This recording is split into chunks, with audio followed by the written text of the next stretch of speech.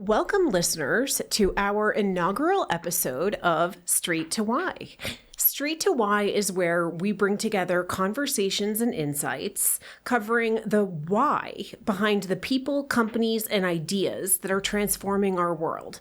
And we do so in a way that's intended to meet your needs, the needs of someone who is always on the move, but who wants to be smarter and have more dialogues with more people about more topics of interest. So I could not think of a better person to start my inaugural podcast with. I am here today with Samara Cohen of BlackRock. And Samara is someone who I consider a mentor, a friend. She's been a colleague, a client, and I just couldn't think of a better person to talk about the state of financial markets today. Welcome, Samara. Thank you, Amanda. I'm so excited to be here for your inaugural podcast.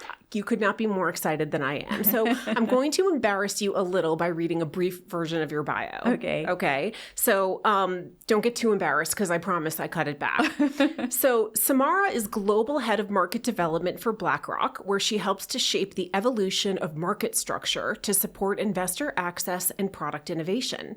She is also a member of the firm's Global Executive Committee.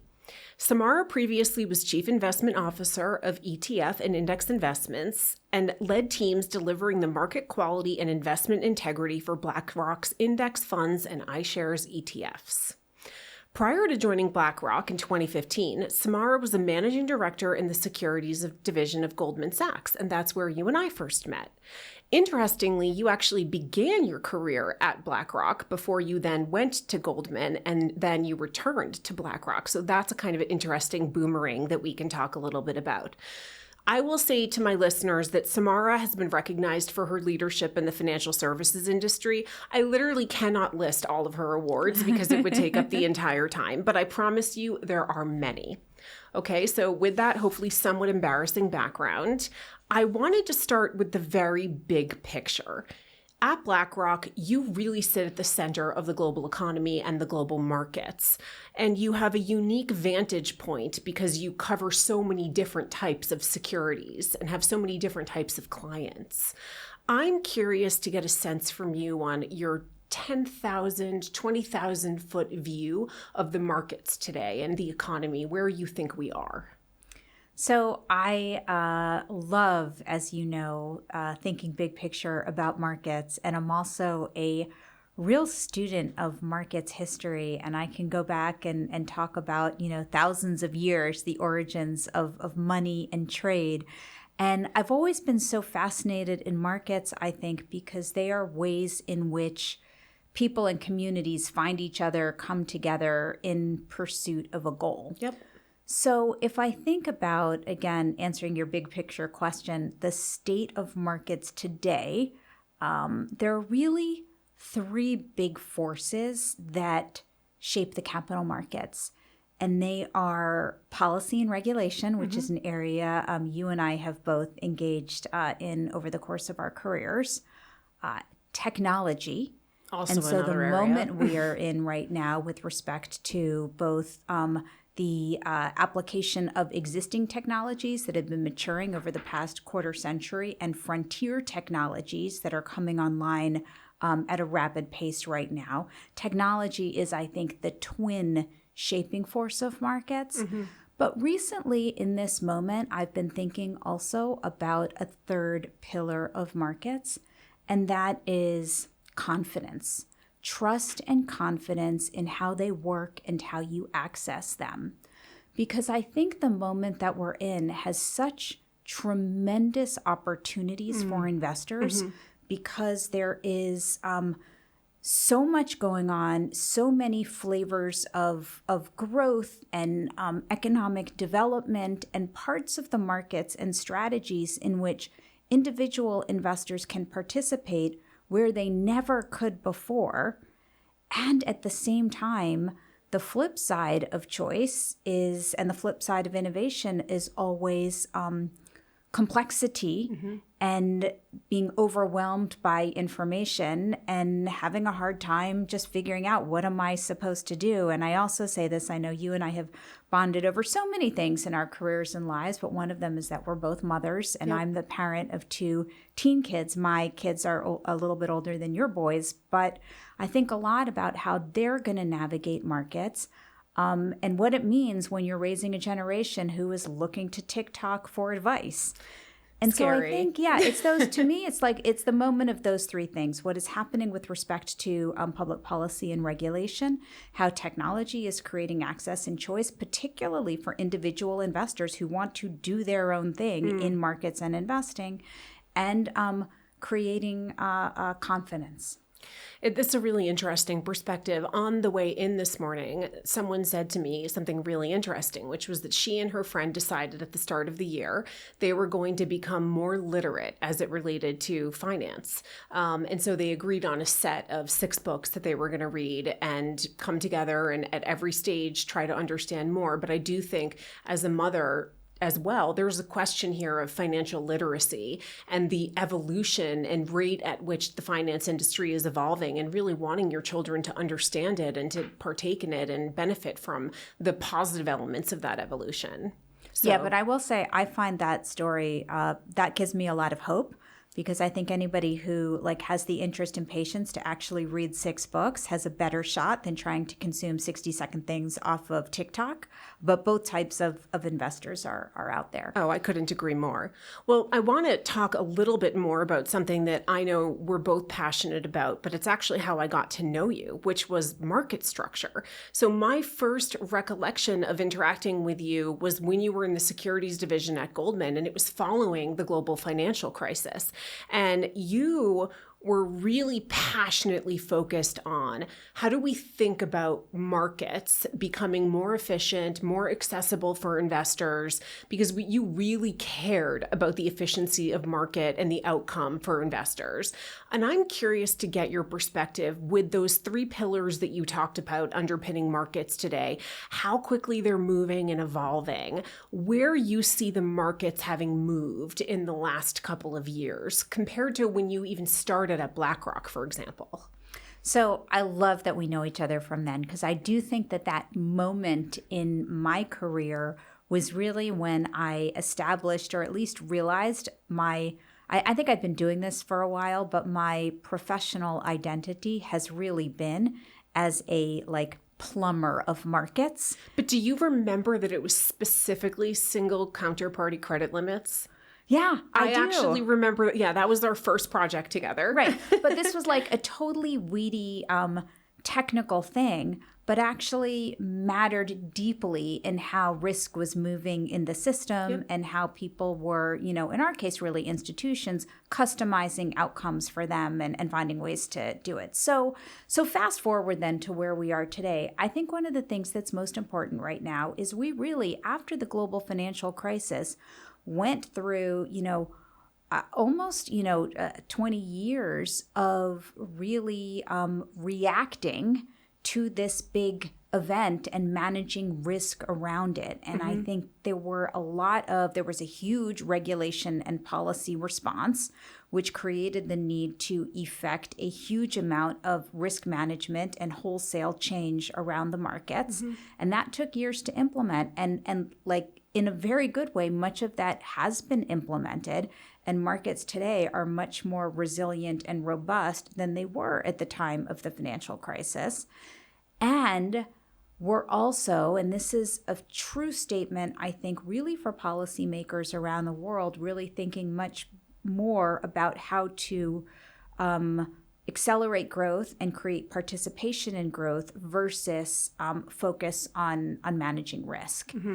And for investors in markets, this becomes, really significant, especially as you look at what portfolio returns have looked at, and, market surprises, such as the big surprise of 2022 when equities and bonds both sold off, and people who were in 60-40 portfolios and expected this degree of diversification and didn't get it delivered. Nope, they got it double down. They got it double down, right? So thinking about how do I create a diversified a portfolio that has, different sources of return, but will actually help me build durable wealth in a broad set of market conditions.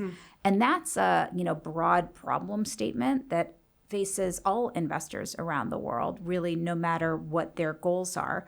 And given a lot of really important technology changes, whether it is better on-ramps for retail investors to participate in markets, scaling of investment advice through robo-advisors for people who couldn't, afford investment advice before, ETFs, which have been a massive disruptor in markets, which have helped people participate in, all types of strategies and asset classes that they couldn't before. The tools are out there to build those long-term durable portfolios. Well, and you've really been the leader there. So one of the questions I'd love to spend a little bit of time on is ETFs. I think we both probably broadly refer to the category as ETPs, as sort of a macro category. But you were very heavily involved early on in BlackShares' movement into iShares.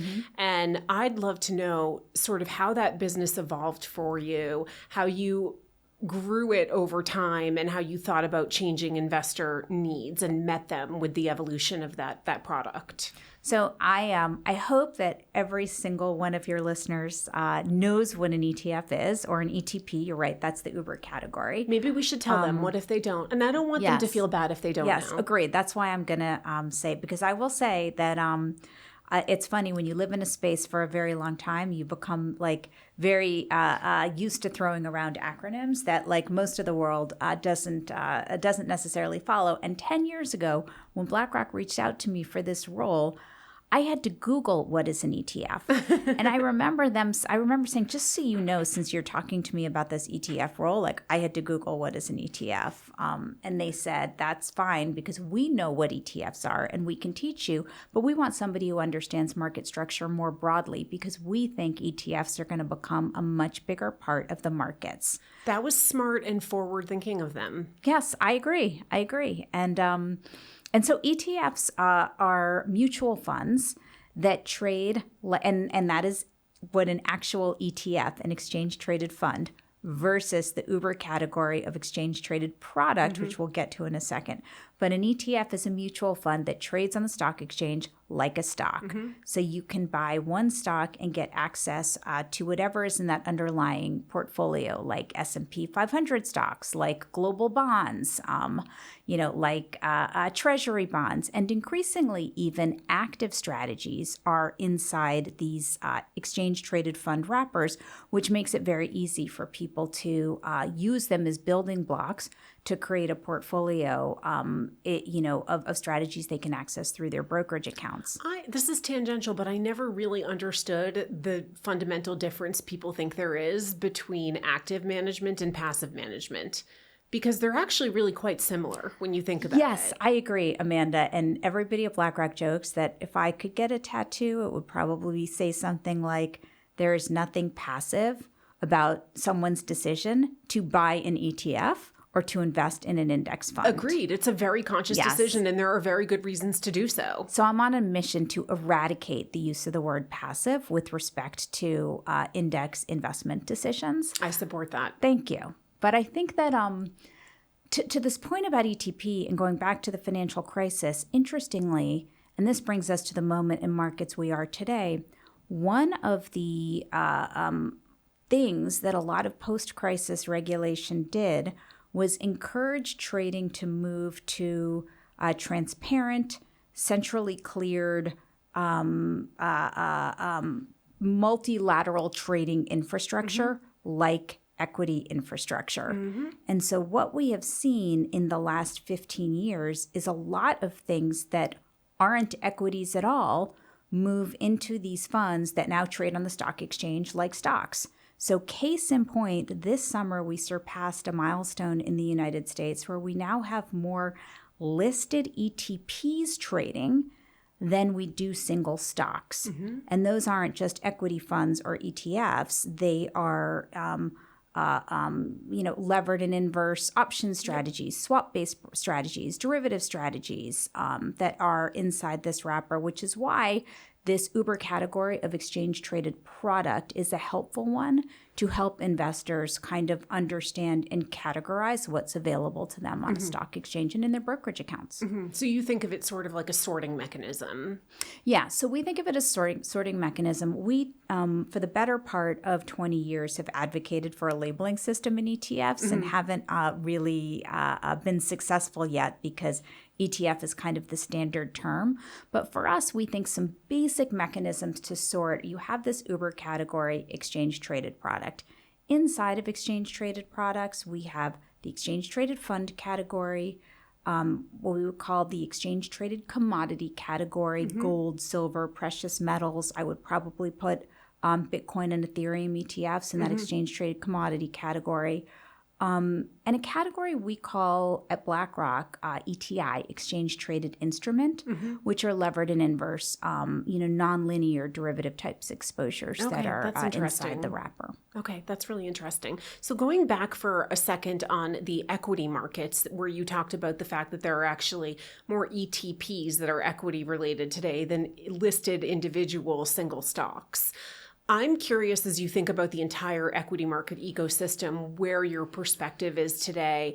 And I also have in the back of my own mind a trend I think I've seen for the last decade, which is that it feels as though, and this is partly from my experience of running capital markets for the New York Stock Exchange, but it feels as though there are fewer and fewer listed companies that are available and a significant for investors and a significant concentration in the Mag 7, more and more significant in the hyperscalers.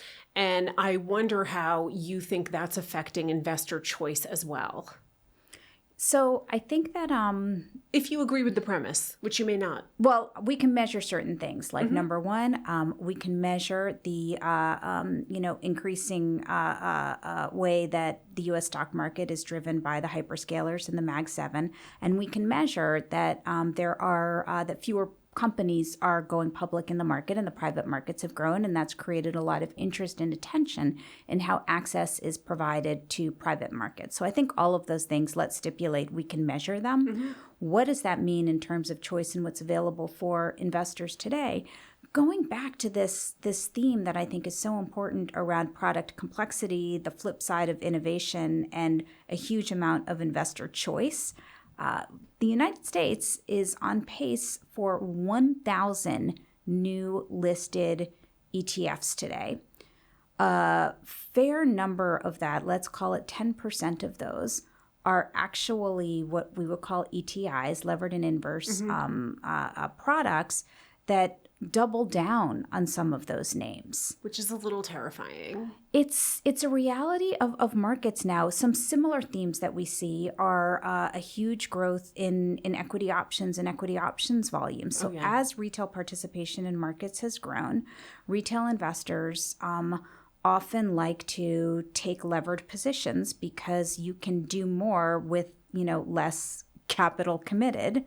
Hence why it scares me, but yes. That's right. But that's exactly right. That gets into this, gamification of investing, which is something that we also see playing out in crypto markets, because of course, crypto markets are another area where self-directed retail investors are prevalent.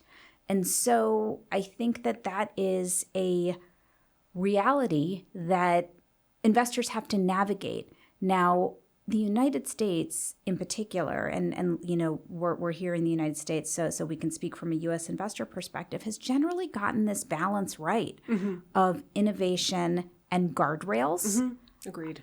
And that's really important. So I think having the choices out there are great.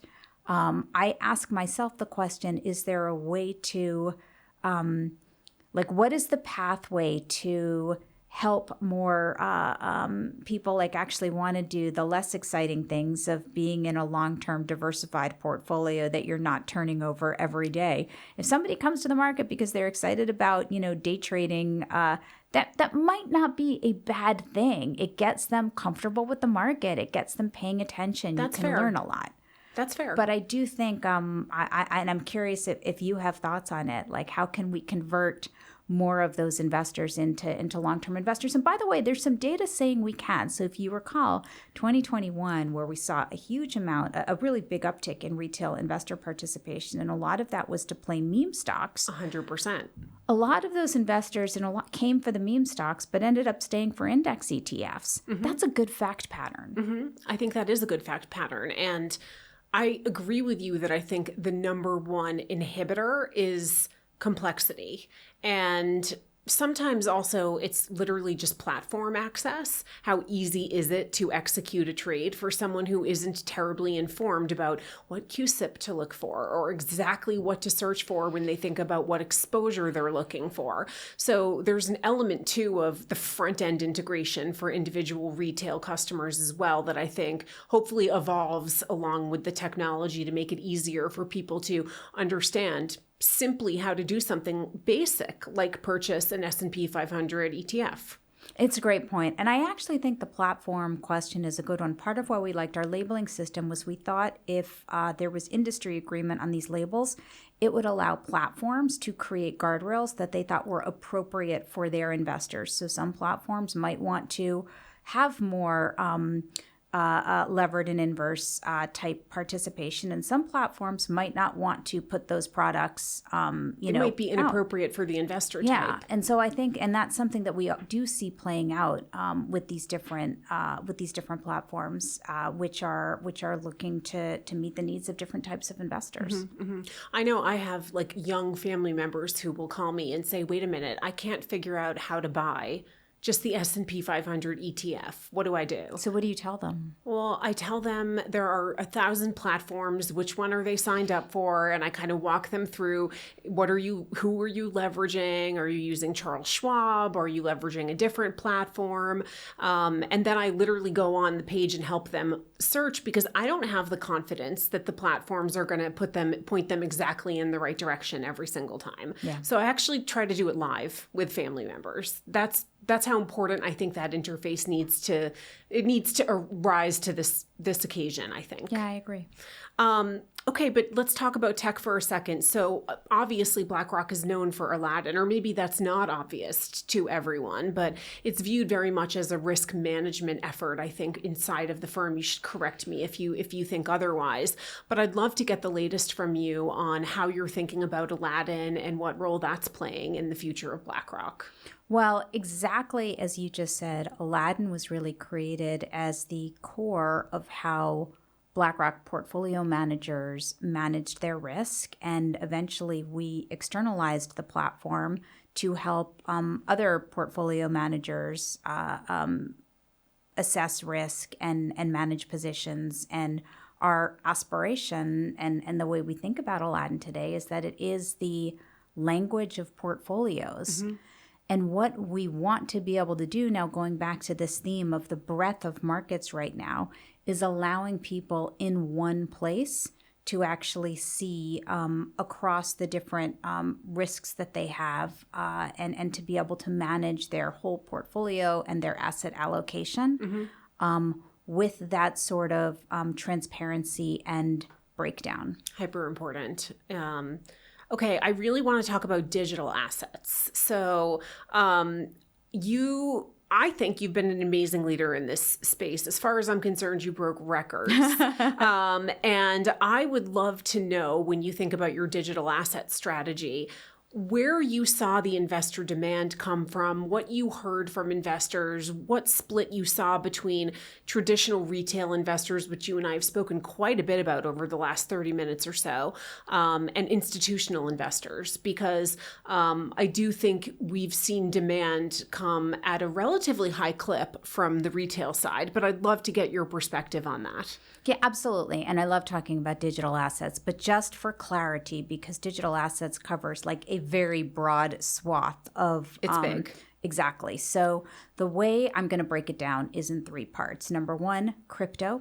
Number two, stable coins. Yep. And number three, tokenization. So let's talk first about crypto. And actually, even within crypto, let's talk about Bitcoin primarily, and also Ethereum. Got it. Because at this moment in time, much of our engagement in crypto is through the two ETPs that we offer, IBIT and Ethos. So we have an ETP that is just invested in Bitcoin, just like we have ETPs that are just invested in gold and silver, and one that is just invested in Ethereum. Mm-hmm.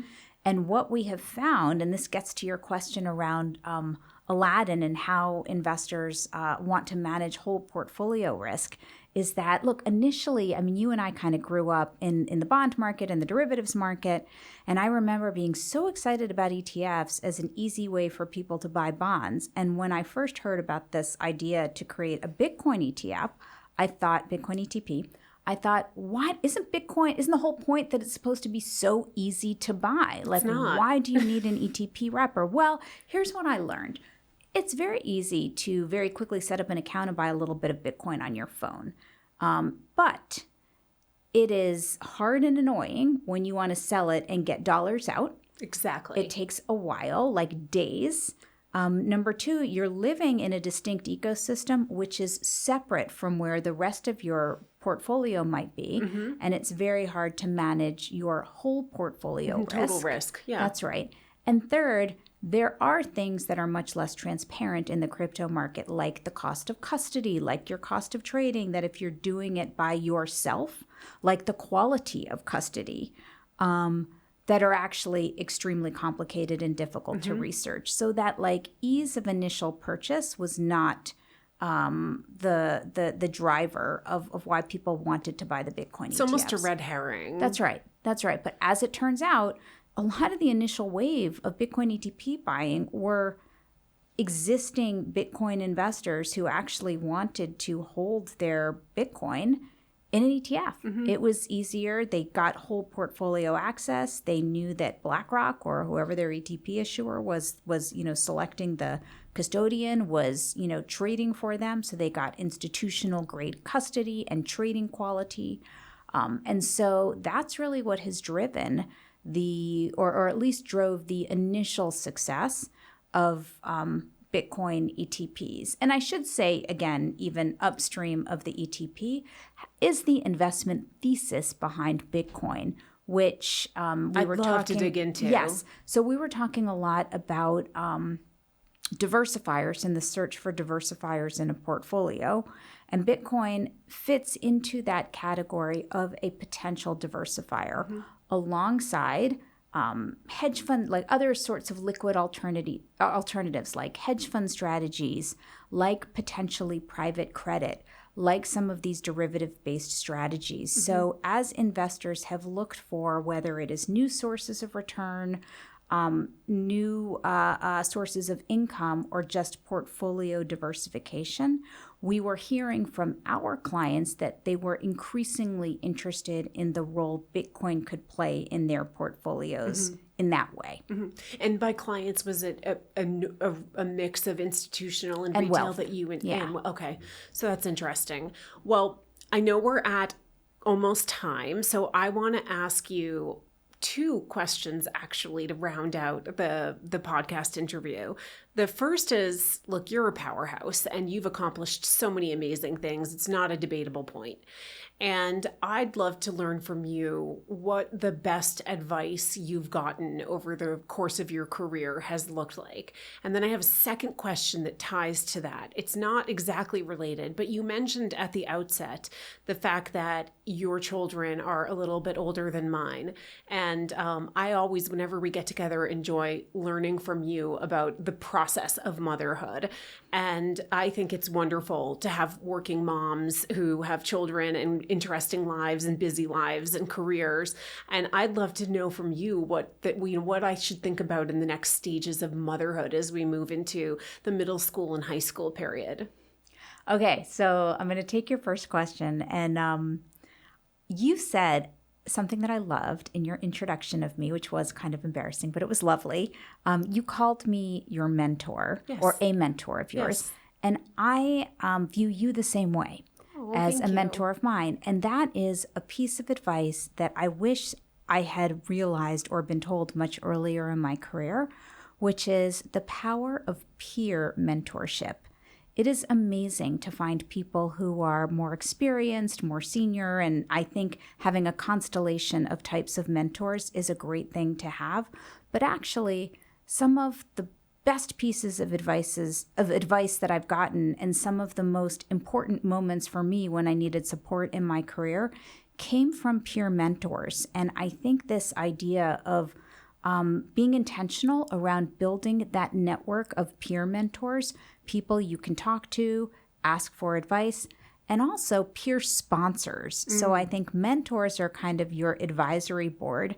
But peers can also be sponsors of each other and advocates. And that is a very powerful thing. Being in a room and saying, oh, have you seen the work that, Amanda was just, did you hear Amanda's latest podcast where she talked about X, Y, and Z? Like having those connections and bringing people into the room when they're not in the room, doing that for other people and having other people do that for you is an extremely powerful career tool, and I think one that I underestimated earlier in my career. I couldn't agree more. I think some of the peers and senior women too who have mentored me specifically over the course of my career, I think in my early days they got me through motherhood. I mean, I got some really important advice that wasn't just about work. And so I completely agree. And I think it's incredibly important to have that group of support around you that, tells you the truth and cares about how you actually do.